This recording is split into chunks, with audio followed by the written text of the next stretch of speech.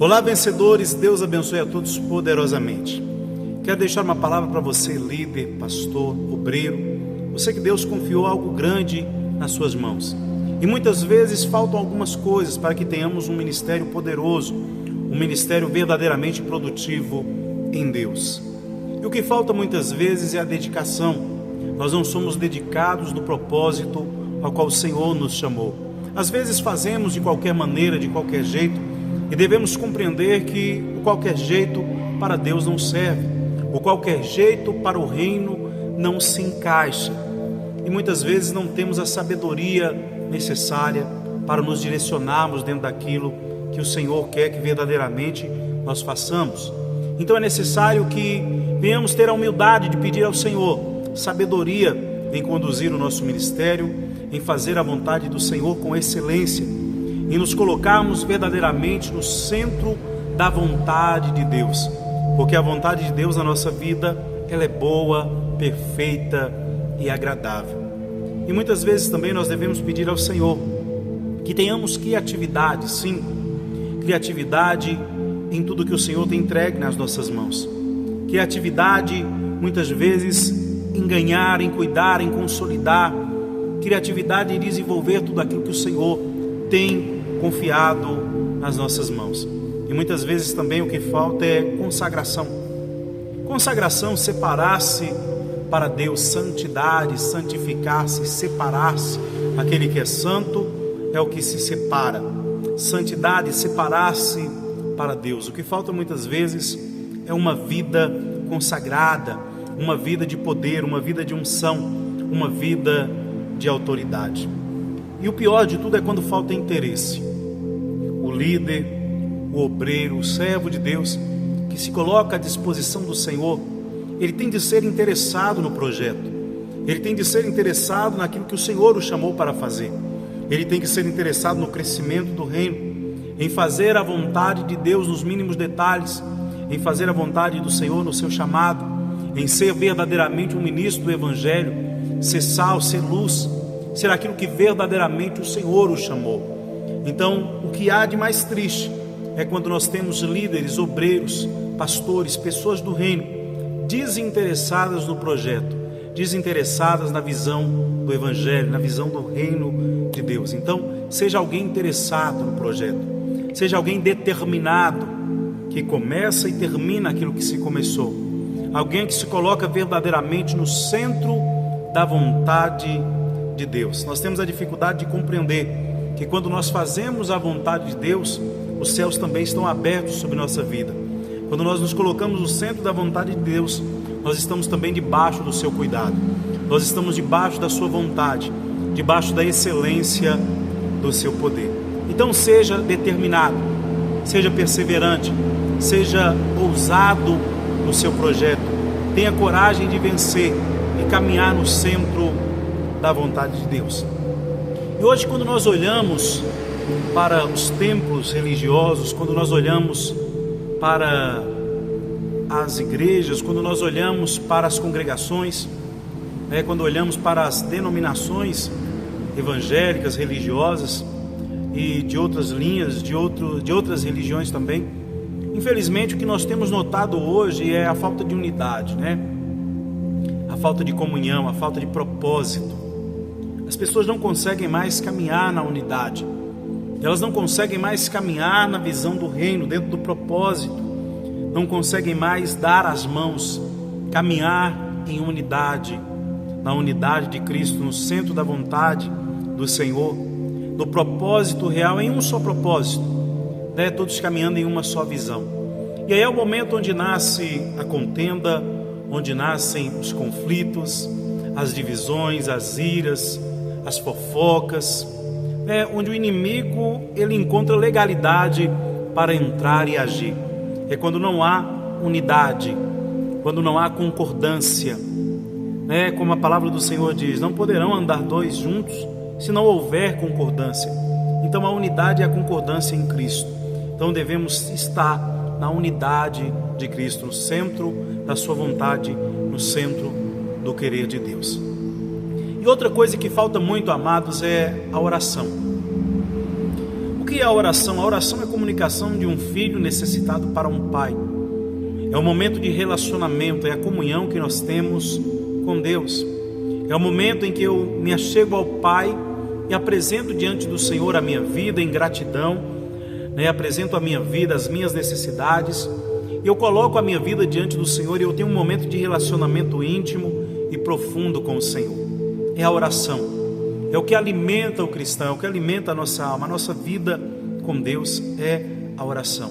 Então é impossível vencer, ter uma vida verdadeiramente realizada em Cristo Jesus, ter um ministério verdadeiramente poderoso em Deus, sem uma vida de oração. Então você que é obreiro, você que é líder, você que Deus te chamou, sem uma vida de oração, é impossível que você vença.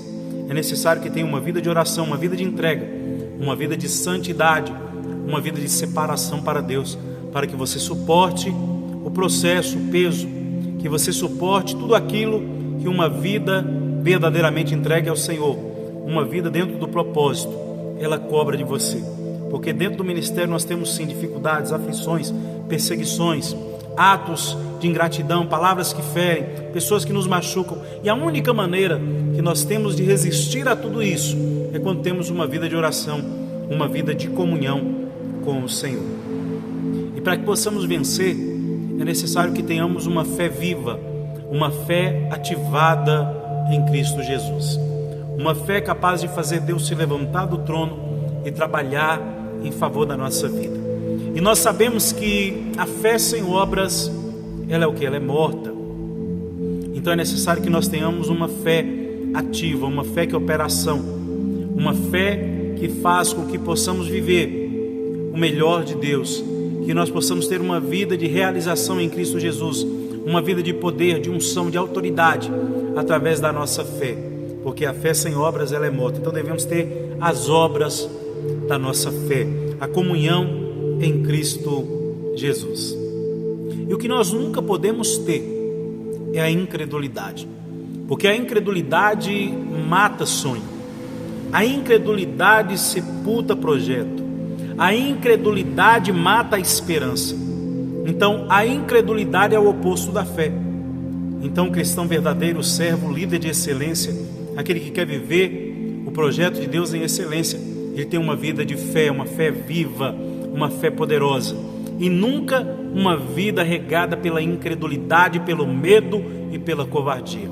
Então nunca permita que a incredulidade ela domine no teu coração, ela entre dentro de você e faça morada. Repreende isso da sua vida, tira isso do seu caminho.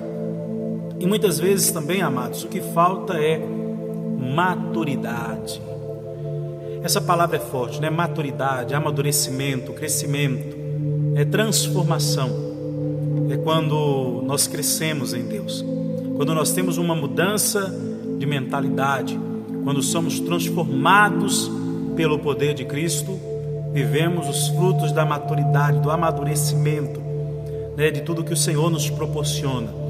Então o que nós temos lidado hoje é com um cristão que não amadureceu, cristão que não passou pelo processo do amadurecimento.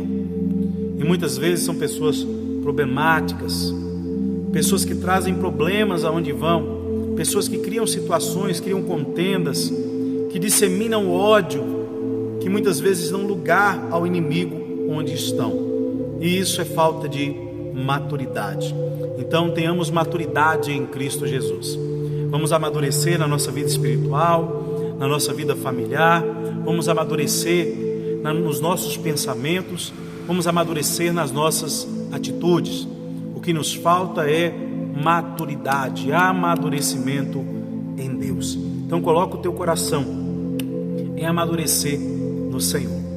E outra coisa, amados, que falta muitas vezes na nossa vida é planejamento, sim, organização.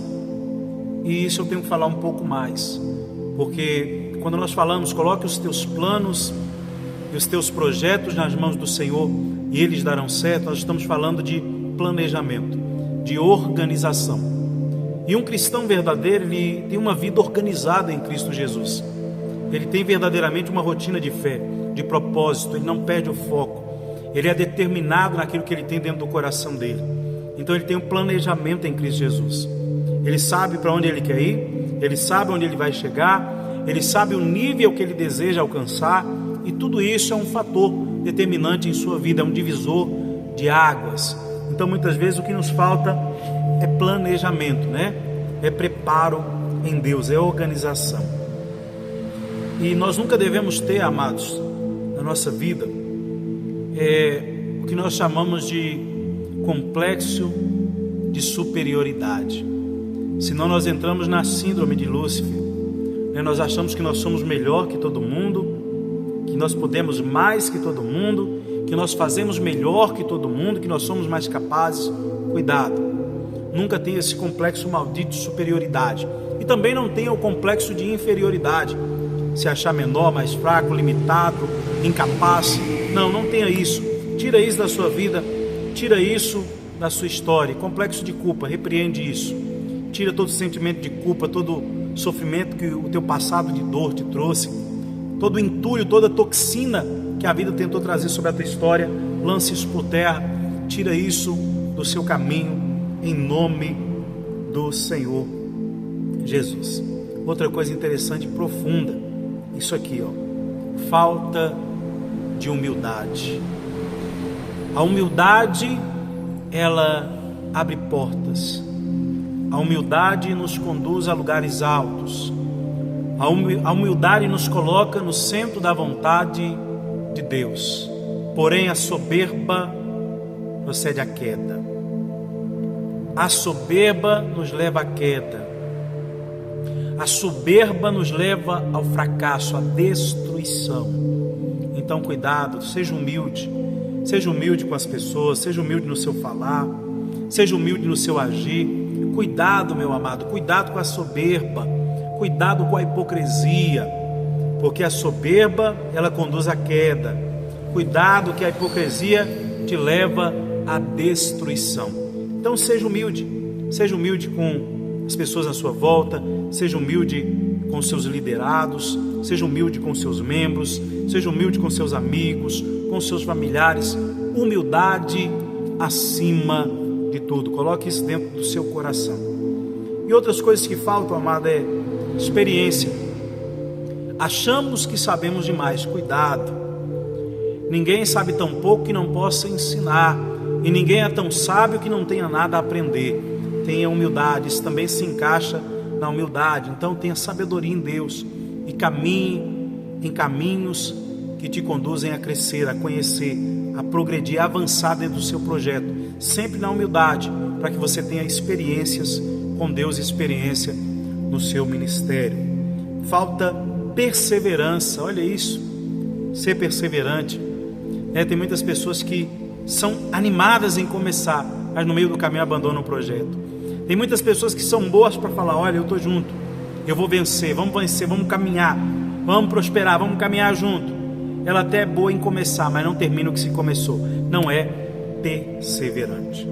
Falta fidelidade, amado. Isso, vida com Deus, vida no altar, vida longe do pecado, vida de santidade. Falta tudo isso. E é o que muitas vezes faz com que o cristão ele caia, que ele fracasse, na sua caminhada, e ele deixe o seu bom caminho, porque falta muitas vezes perseverança, falta fidelidade, falta temor, falta vigilância, e outra coisa que destrói a nossa vida com Deus, que destrói o nosso ministério, que nos tira do centro da vontade de Deus e nos faz afastar do propósito, é quando nós não temos, ouça isso, quando nós não temos desprendimento do mundo, quando nós não temos poder, quando nós não temos ética. Olha que coisa pesada. Quando não temos ética. Quantas pessoas totalmente antiéticas nós conhecemos? Quantas pessoas ingratas? Quantas pessoas que só sabem ferir, que só sabem machucar? Quantas pessoas que deixam muito a desejar no que estão fazendo? São antiéticas. Não tem ética familiar, não tem ética ministerial, não tem ética familiar, não tem ética em nada do que faz. E isso destrói a vida do cristão. Então vamos lá. falta poder, falta ética, falta disciplina, indisciplinado em tudo que faz, está condenado à destruição. Cuidado, seja disciplinado no seu caminho, seja disciplinado em tudo que você faz, faça a vontade de Deus. Então, esse é o segredo, para que você tenha uma vida de paz, uma vida de comunhão, uma vida de sucesso, um ministério verdadeiramente produtivo em Deus, para que você vença. Deixa essa palavra para você, que o Espírito Santo fale melhor ao teu coração, você amigo, líder, membro, obreiro, pastor, você servo de Deus, que o Espírito Santo possa estar falando melhor ao teu coração. Fique na paz, Deus te abençoe poderosamente, em nome de Jesus.